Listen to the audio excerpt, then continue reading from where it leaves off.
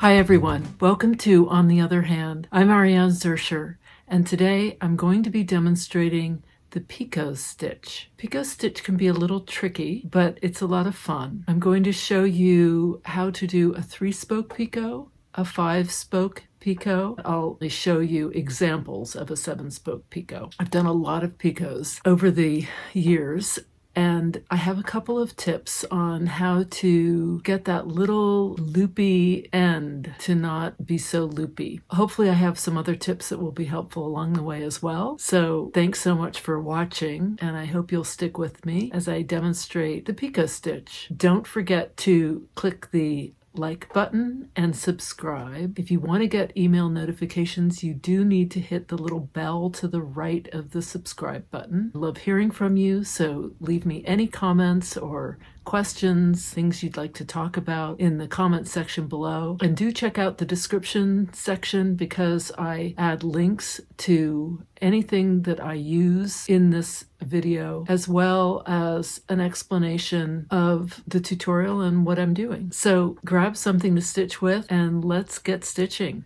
For the picot stitch, you can do any number of spokes. They need to be an odd number. So you can do 3 spokes, you can do 5, 7, and so on. I am going to do a 3-spoke picot. I'm using a number 5 weight variegated eleganza thread. This is EZM 18. And with that, I've threaded up a size 18 chenille needle. A tapestry needle is really helpful when you begin weaving because that blunt end will make it easier to weave back and forth. You can also alternatively use the back of your needle, and I'll show you how to do that. So I put a little ribbon here, and I thought that I would put a little picot here, 3 little ones. So I'm doing 3 spokes. So I'm going to come up. So there's my first spoke. Here's going to be my second spoke, and then I'm going to do a 3rd spoke between the 2. I want it to be equal distance between the 2 so that they're equally, each of the 3 spokes is spaced somewhat equally apart. I'm going to pull that through. Now what I'm going to do, and I'll show you why I do it this way. I'm going to take a milliner's needle, a thin one, but not too thin so that it bends, but thin enough that it's not going to create a big loop here. Because often what happens is a loop is created, and I'm going to show you a picot that I did when I was early on, so you can see this. See that big loop? That is what often happens. So I'm going to put my needle in here, and this is going to anchor my spokes. The reason I put it in after is because if I put it in before, to get that middle spoke can be really hard with trying to get around this needle because the needle is usually center. I'm going to pull this thread, and I'm going to pull it pretty tight. I'm going to wrap this one around, and I'm also going to pull that pretty tight. The reason I want to pull it so tightly is so I don't get that loop,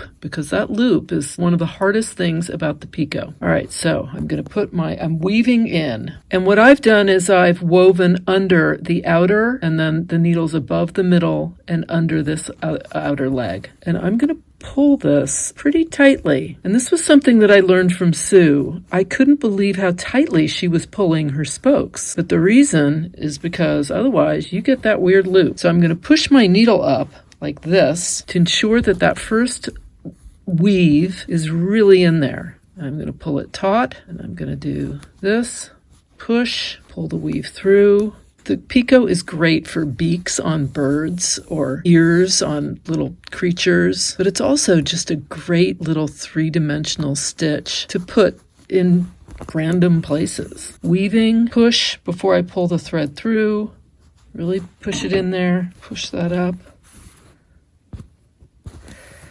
The picot is not hand specific. In other words, whether you're right-handed or left-handed, you're going to do the same. It's the same action. Whether I'm doing my weave with my left hand, which is what I do when I'm on this side, but then I switch and I use my right hand for this side. Now, one of the things that can happen is that on the edge here, a little twist can happen. And if you're not careful, that twist, if it is left to its own devices, is going to cause me problems later because it'll be there. I'm going to see it and I'm not going to like that. So when I catch it, I do what I'm doing now. I do a little tweak to get that loop out of there. The point is, when you have something like that, you can correct it later. So don't despair. It can take a little determination and time, and you'll be cursing yourself for having not caught it earlier. But it is a little like repairing a drop stitch in a sweater, you know, that you're knitting. I mean, it's a pain, but you do it. And we've all dropped stitches, all us knitters.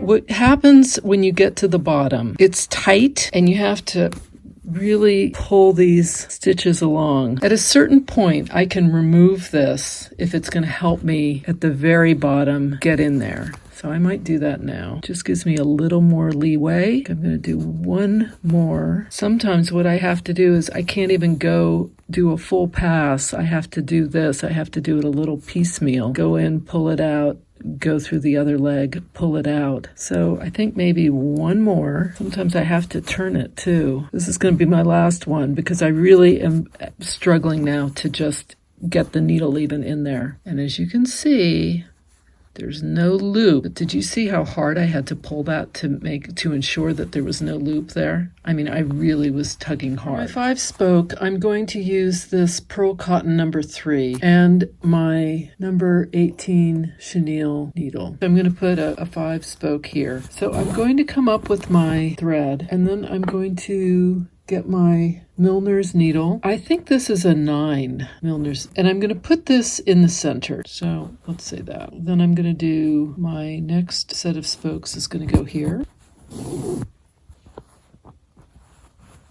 Remember, I'm pulling that pretty tight. That's going to be my next one. So I'm doing my center spoke is going to go here.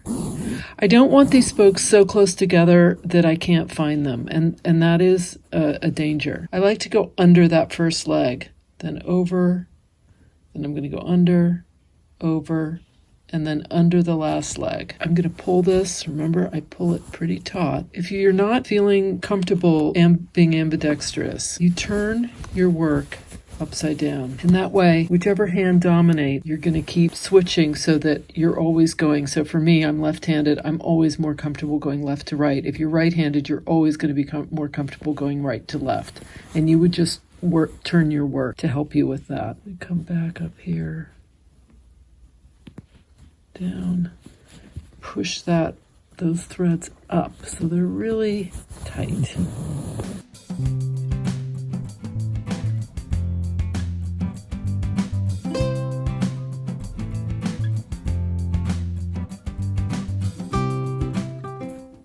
And I'm going to end it right in there.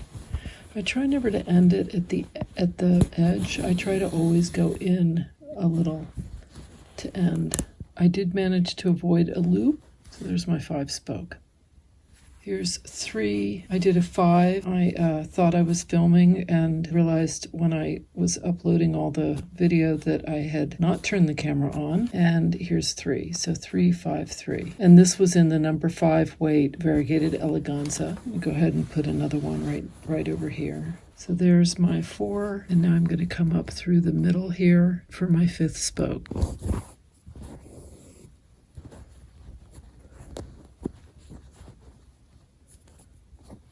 Okay, I'm going to weave in, under, over, under, over, under.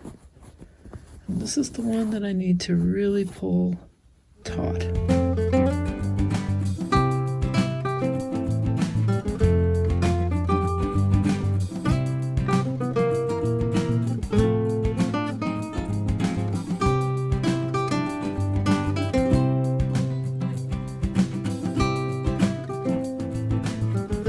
Close to this base, and it's becoming really tough for me to get the needle in there. So at a certain point, I'm going to take this anchoring needle out.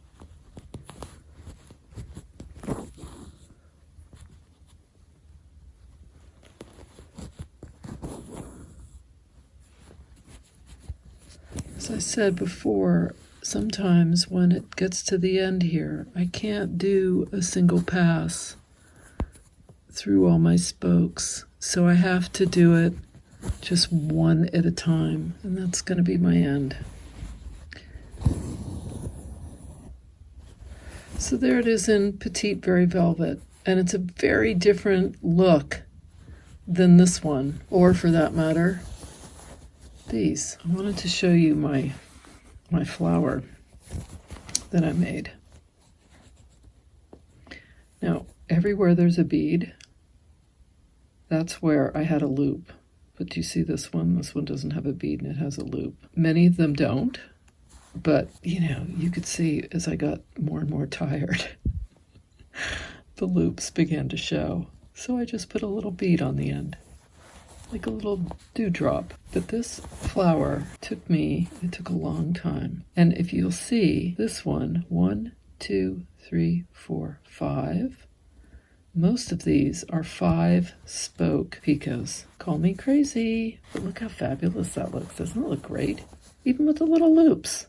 You just put a little bead, little dewdrop. This was my version of Sue Spargo's peacock. But I'm going to zoom in so that you can see these picot tail feathers. So we have a 5-spoke, 5-spoke, 7-spoke, 7, 5, 5, and 5. And you can see my little bead because there's a loop under each one of those beads where I just couldn't pull it tight enough. And that was before Sue had shown me the trick of pulling it really tight, which is what I showed you. I hope this was helpful. Thanks so much for watching. Don't forget to hit the like button and subscribe. If you want to get an email notification, you also have to click on the little bell after you've subscribed and to the right of the subscribe button. And you can click on that. That'll give you a notification in your email. I love hearing from you, so please leave me any comments or questions you might have in the comments section below. And here's to stitching together.